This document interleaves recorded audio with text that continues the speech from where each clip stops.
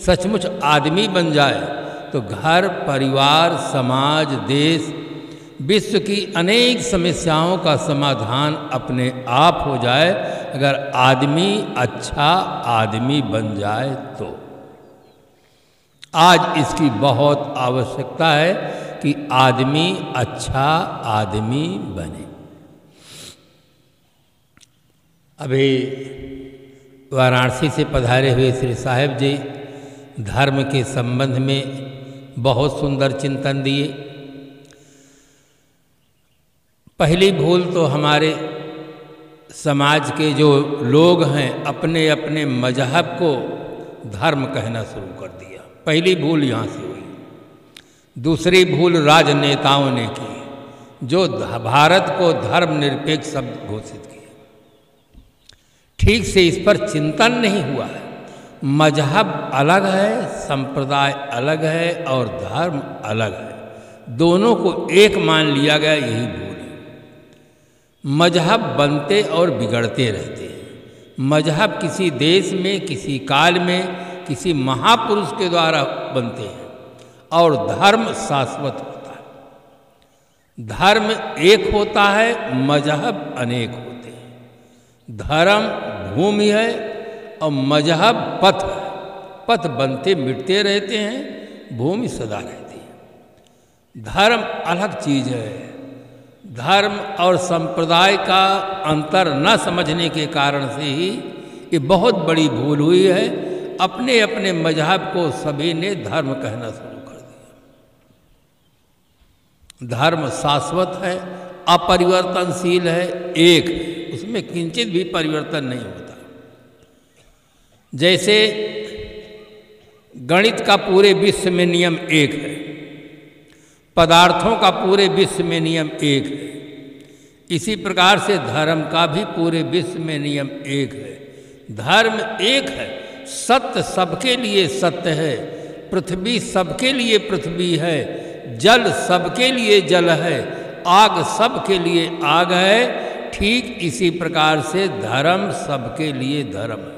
जो सबके लिए न हो वो समझ लेना ये मजहब है, संप्रदाय है।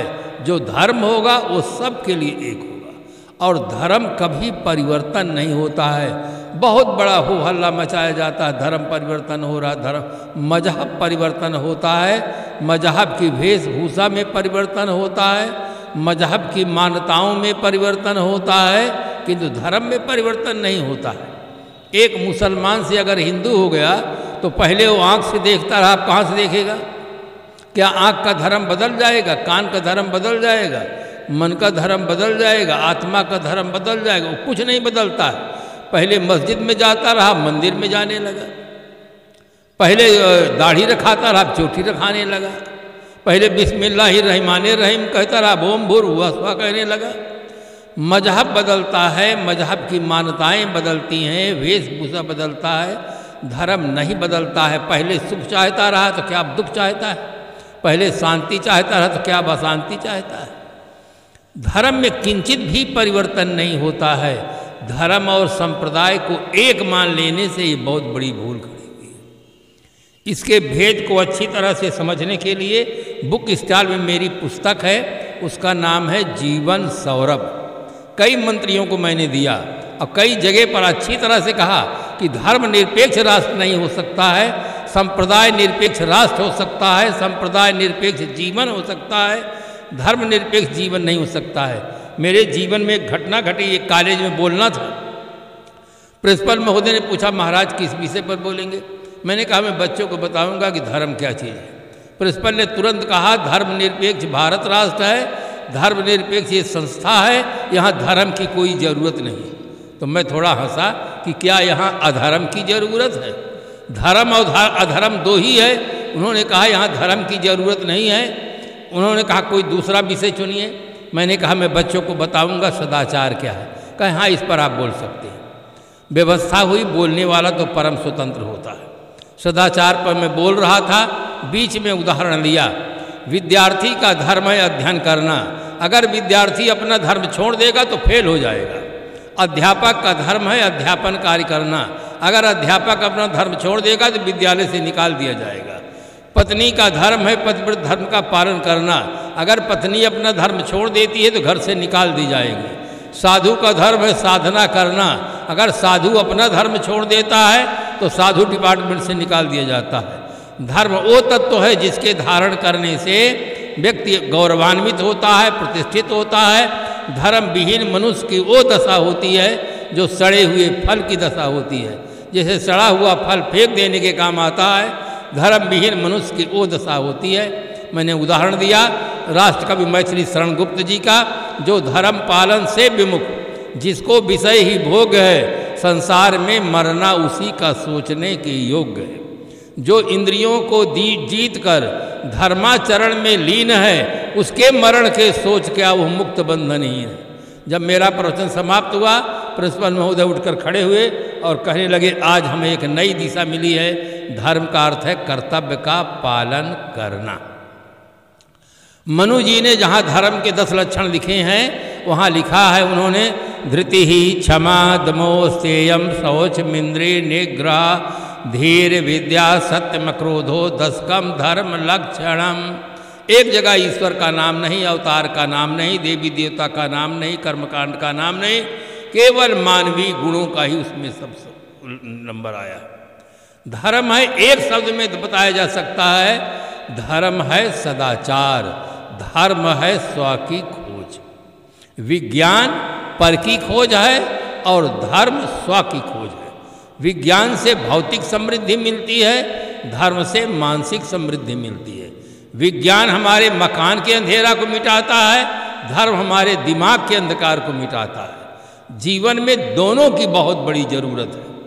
केवल गेहूं से भूख मिट सकती नहीं, गुलाब पर ही नजर टिक सकती नहीं है। दोनों की जरूरत इंसान के लिए, एक चक्का से गाड़ी चल सकती नहीं। जीवन में दोनों की जरूरत है। विज्ञान और धर्म दोनों का सुंदर समन्वय होना चाहिए। धर्म में अंधविश्वास नाम की कोई चीज नहीं है। मजहब में अंधविश्वास है, मजहब के अंधविश्वासों के कारण से ही झगड़ा होता है और झगड़े का कोई कारण नहीं है। तो इस प्रकार से धर्म और मजहब के भेद को अच्छी तरह से समझ लेना चाहिए कि मजहब क्या है। जो सबके लिए है वो धर्म है, और जो सबके लिए न हो वो मजहब है। सबके लिए मंदिर नहीं है, सबके लिए मस्जिद नहीं है। मुझे एक छोटी सी कहानी याद आती है। एक बार भगवान ने कहा कि मैं सबका सृष्टा हूँ, मैं सबको सुखी देखना चाहता हूँ। एक पिता अपने सभी बच्चों को सुखी देखना चाहता है। मैं तो परम पिता हूँ, सबको सुखी देखना चाहता हूँ। एक एक वरदान मांगो, जिन्हें जो मांगना हो, एक एक वरदान मांगो अपने सुखी जीवन जीने के। बहुमत आदमी को नहीं मिला। पूरे विश्व में 7.5 अरब आदमी की संख्या है। अगर कोई सरकार गणना कर सके तो फैजाबाद अयोध्या में 7.5 अरब से ज़्यादा मच्छर ही मिल जाएंगे। फिर विश्व में कहाँ मनुष्यों की संख्या बहुत ज़्यादा है। जल में रहने वाले प्राणियों को बहुमत मिला। उन्होंने कहा कि अच्छा तुम वरदान मांगो। उन्होंने कहा भगवान आपकी बहुत बड़ी कृपा है, आप दर्शन दिए। योगी संत बहुत दिन तक तपस्या करते हैं तब आप दर्शन देते हैं, हमें सहज आप दर्शन दिए, सुखी देखना चाहते हैं तो केवल आदमी को अपने पास बुला ले तो हम सुखी हो सकते हैं। भगवान को गहरा दुख हुआ कि मेरी सर्वोत्तम कृति तो मनुष्य है। ये हम आपने आदमी को बुद्धि दे दिया, हम चाहे नदी में रहें, तालाब में रहें, समुद्र में रहें, इसके पास ऐसी बुद्धि है, जाल बिछा करके पकड़ लेता है। इसके घर में कोई मर जाता है तो भोजन बंद हो जाता है, मर जाता है तो शमशान ले जाता है, और हमको फंसा करके घर में पकाता है और पेट में धर लेता है। हमारे वंश को समाप्त करने पर लगा हुआ है। हमें अगर आदमी को अपने पास बुला ले तो हम सुखी हो सकते हैं, नहीं वरना हमारे सुखी होने का कोई उपाय नहीं रहेगा। जितने जीव थे, हाथी, घोड़ा, बकरा, मुर्गा, सब ने, घड़ी बहुत तेजी से चल रही, मैं बहुत तेजी से चल रहा हूँ, सब ने एक ही कहा कि आदमी को अपने पास बुला ले तो हम सुखी हो सकते हैं। भगवान ने उत्तर दिया कि मैं भी आदमी को अपने पास रखने में असमर्थ हूँ। बहुत आश्चर्य हुआ कि सभी शास्त्र, सभी दर्शन, सभी विद्वान तो यही कहते हैं सर्वसमर्थ हैं आप, सर्वशक्तिमान है, जो चाहे वो कर सकते हैं, और आप श्रीमुख से कहते हैं कि मैं असमर्थ हूँ। इसका राज खोलिए, ऐसा आप क्यों कहते हैं? कहे आदमी को सफा करने की आदत पड़ गई है, ये मछलियों को सफा कर रहा, मुर्गा को सफा कर रहा, बकरा को सफा कर रहा, कबूतर को सफा कर रहा, गाय को सफर कर रहा है। अगर इसको मैं अपने पास रख लिया तो मुझको भी ये सफा कर देगा, इसलिए मैं भी आदमी को अपने पास नहीं रख सकता हूँ।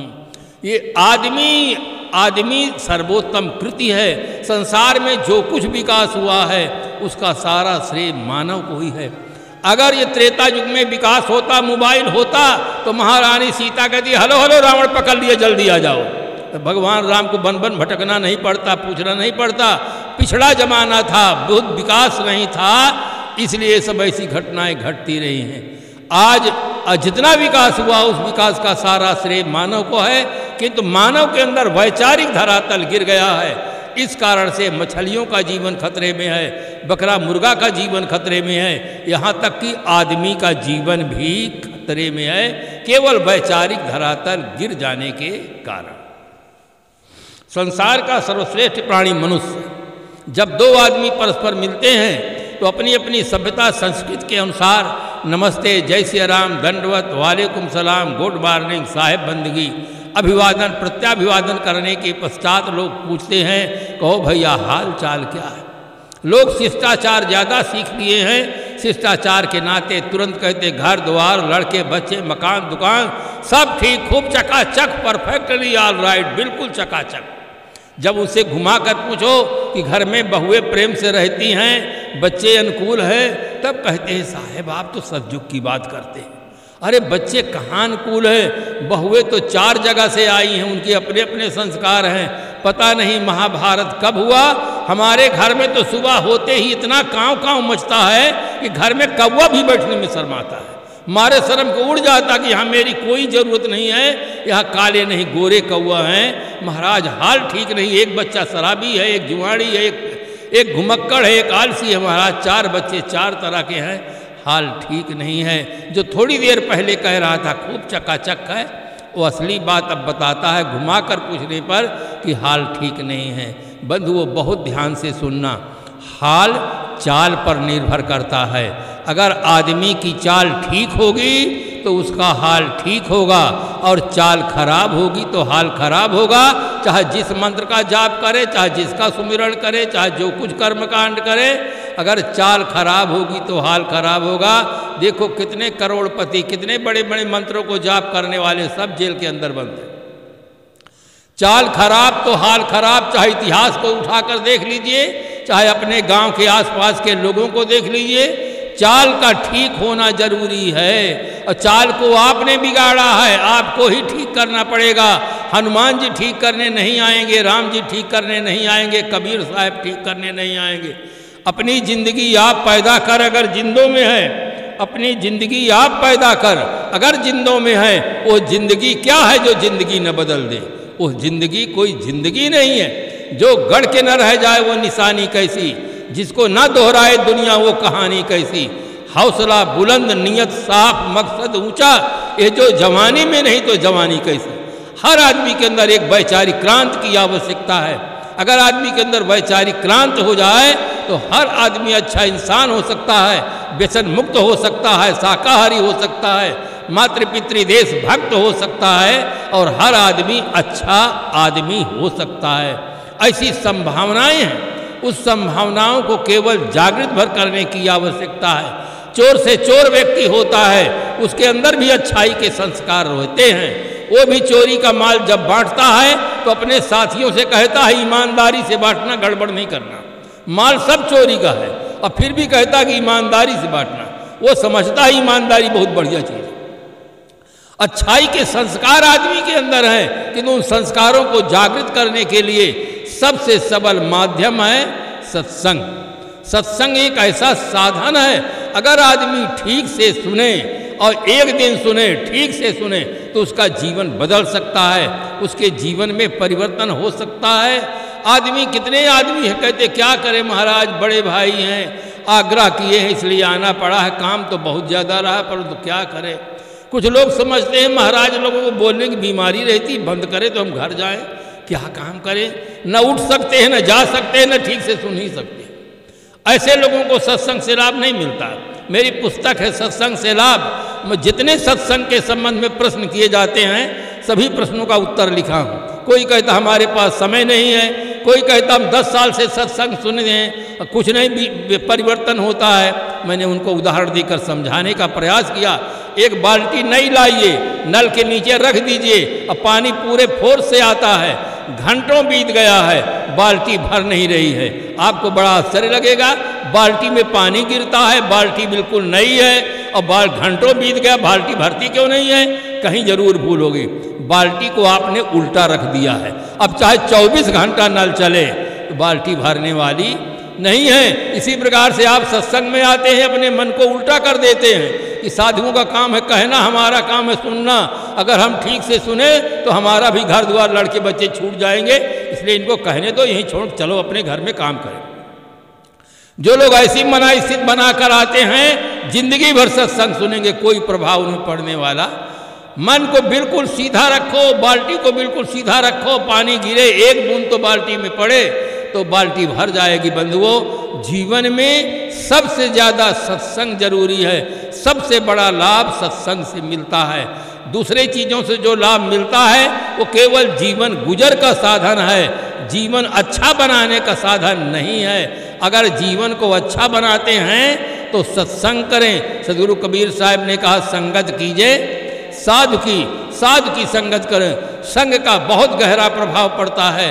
पानी में गुलाब जल डाल दीजिए, सुगंध आने लग जाएगी, और 2-4 बूंद शराब की डाल दे तो दुर्गंध आने लग जाएगी। दूध में चीनी डाल दीजिए, दूध मीठा हो जाएगा, और नमक डाल दीजिए तब खारा हो जाएगा। जैसा संग वैसा रंग। संतों की संगत करो। कितने लोग कहते महाराज साधु की संगत करेंगे तो घर द्वार सब छूट जाएगा। बंधुओं, घबराना नहीं, चाहे लाख उपाय करो, एक दिन सब छूटेगा ही। ऐसा नहीं कि छूटने वाला नहीं है, एक दिन छूटेगा जरूर। मरकर सब ही छोड़ते, तू जीते जी छोड़, और जग से नाता तोड़ के गुरु से नाता जोड़। अगर अपना सुधार चाहते हैं तो संतों की संगत करें, सदग्रंथों का अध्ययन करें, सेवा करें और साधना करें। 4 सकार में बहुत प्रेम होना चाहिए। संत, सेवा, स्वाध्याय और साधना। अगर 4 सकार में प्रेम हुआ तो निश्चित है कि आपके जीवन की दिशा बदलेगी और दशा में आमूल परिवर्तन होगा। मैं बहुत बहुत धन्यवाद ओम प्रकाश जी को देता हूँ, उनके पूरे परिवार को। और हमें लाने में तो हमारे पास बैठे हुए अयोध्या के साहब जी हैं, इन्होंने इस प्रकार से चर्चा की कि साहब वहाँ समय देना है, तो इस प्रकार से उनका सफल प्रयास रहा। जितने सज्जन लोग बैठे हैं, देवियाँ बैठी हैं, इनमें से जिनके अंदर एक सुंदर विचार मिल जाएगा। साहब जी कितने प्रेम से समझाए थे धर्म के संबंध में, साहब जी जगत के अनादि के संबंध में। इसका कोई नियामक नहीं है। अपने मन वाणी कर्म को सुंदर बनाओ, पवित्र बनाओ। संत सम्राट सदगुरु कबीर साहब का सबसे महत्वपूर्ण संदेश है, अच्छा जन्म बनाओ, अपने जीवन को अच्छा बनाओ। मकान चाहे जितना अच्छा बना हो, घर में रहने वाले लोग भर अच्छे न हों तो घर में स्वर्ग नहीं उतर सकता है। पहले अपने जीवन को सुंदर बनाओ, अपने जीवन को नंबर 1 में रखो, चीज़ों को नंबर 2 में कर दो। हमने भूल किया, चीज़ों को नंबर 1 में रखे, अपने को नंबर 2 में रखे, इसलिए चीज़ों का विकास हुआ, अपना विकास नहीं हुआ। साहब का अमर संदेश है, कर बहिया बल आपनी, छाण बिरानी आस, जाके आंगन नदिया बहे, सो कस मरे प्यास। सभी कार्यकर्ताओं को, श्रोता